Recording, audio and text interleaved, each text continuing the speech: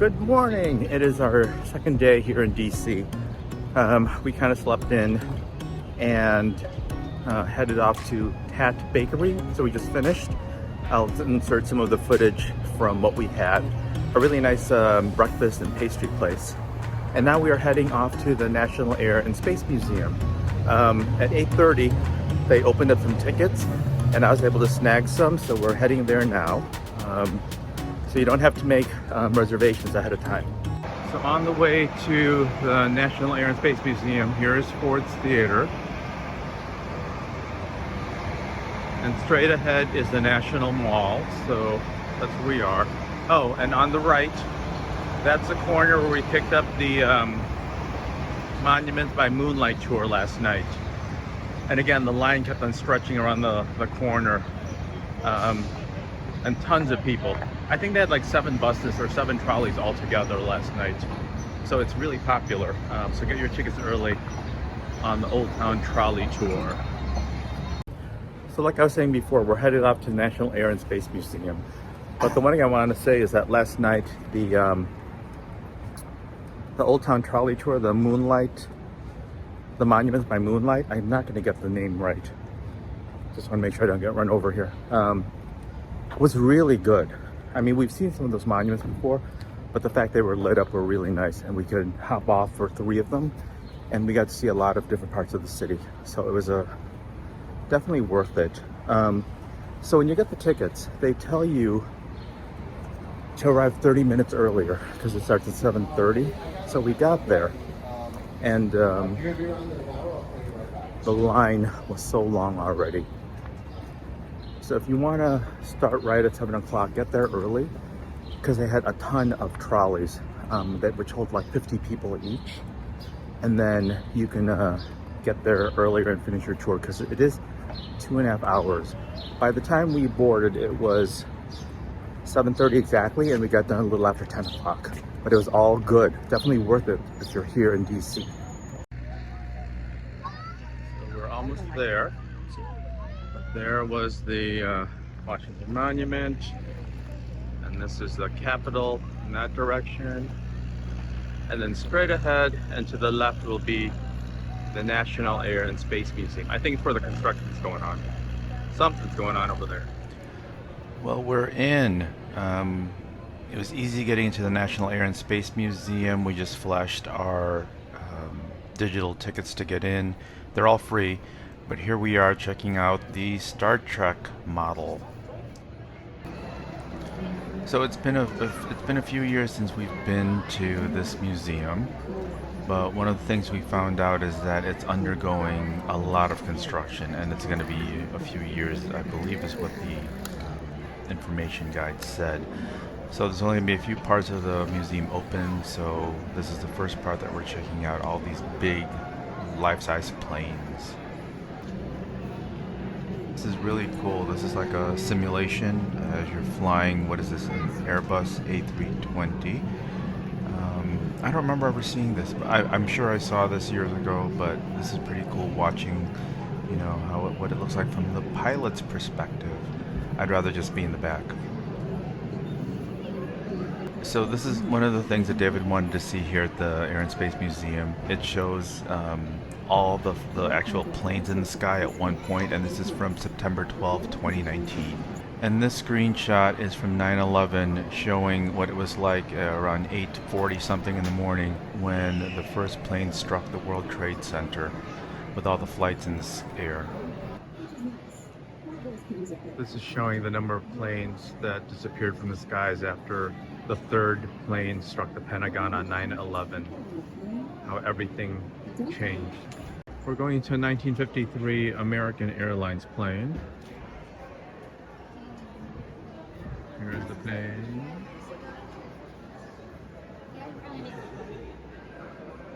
Caution, low ahead. That doesn't look too safe to me. Oh, look at all this, all these doodads. All these doodads. It's got to start somewhere. Yeah? Look at this computer. Well, this is a first class. Ugh. No, it's a plane. I don't know if there was a big difference. Look at this computer. The typewriter. See, this is first class. How? Yeah, but the seats are all the same. I don't think they distinguish so much. Why is it separated? So we've headed upstairs and now we're checking out the solar system space exhibit.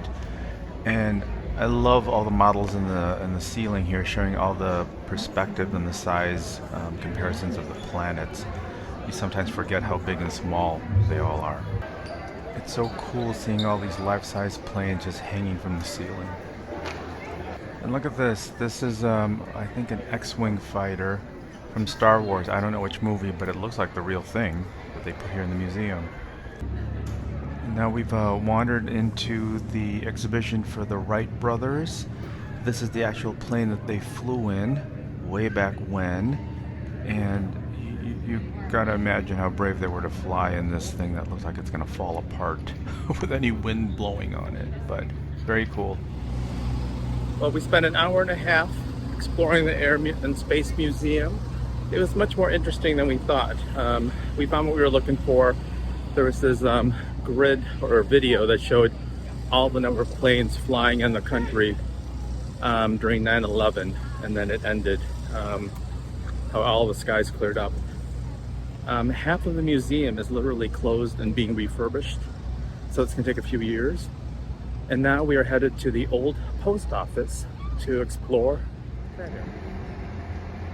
here is the Waldorf Astoria and the old post office clock tower. Way up there. We finally found the entrance to the old clock tower on 12th and C. It's a little hidden. They just check your bags when you get in here, but we're heading in, so let's see how this goes. So we made it to the top of the old post office tower, and we are looking out. There's the Capitol, and we were just to the right, where the construction is. That's where we were at that Air and Space Museum.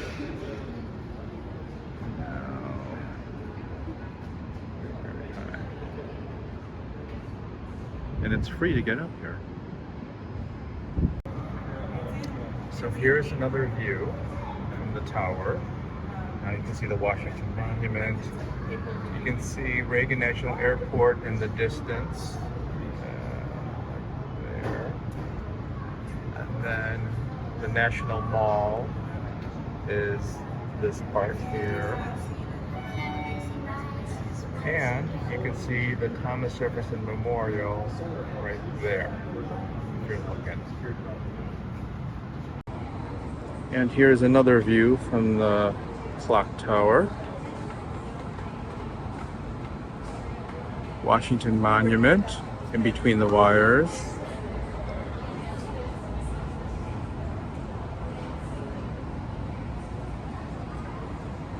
There's more on the other view. Alright, we are heading down. This is the one of the two elevators you take to get up to the top of the clock tower. This one overlooks the lobby of the hotel, the Waldorf Astoria. Very fancy and elegant in there. We were in there earlier because we got lost trying to find this place, but that's what you're looking at right now as we head on down and head on out of this place. So when you walk into the old post office, there's a long marbled hallway with a lot of history along the walls. Used to be on both sides. Definitely check it out before or after. Actually do it after so that you have you can get up to the top. 2 elevator rides to the top and you're there. Limited spacing, so they kind of space you out because there's only 25 people at the most at the top. But this gallery here has a lot of great information, and one of the pieces here says it's the second tallest building in Washington, D.C. So it should be right after the Washington Monument. So this you just walk into. There's no tickets, there's nothing, and it's less people know about this place. And you can see great views from all vantage points. So definitely check it out on the corner of 12th and C Street at the Waldorf, connected to the Waldorf Hotel. We are heading to the National Portrait Gallery, which is this building here. Quick walk from the hotel. Straight ahead. I think that's straight ahead and to the left. Entrance is straight ahead and to the left.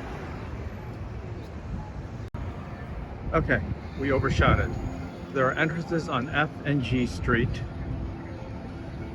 There's just a bunch of people standing or sitting on the stairs, so let's head back here to the corner and go right and find our entrance. And now it's getting really hot. We made it to the National Portrait Gallery, and first thing we're doing is we're just taking a break, hydrating, and relaxing in this beautiful domed area.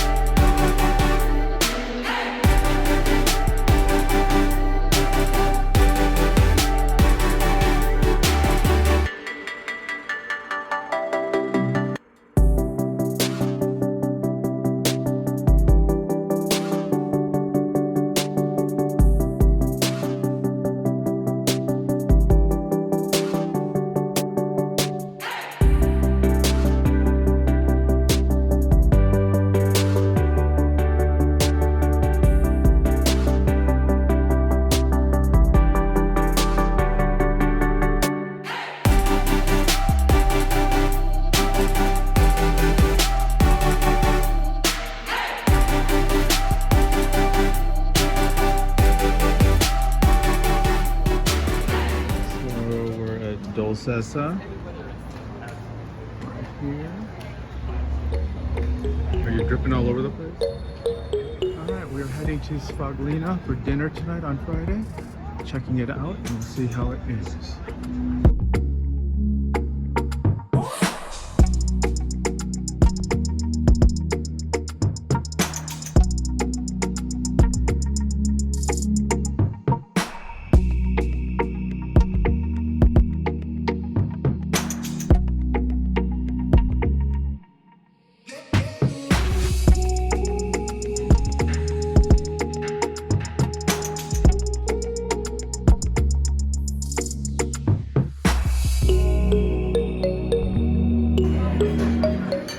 Which is that one again?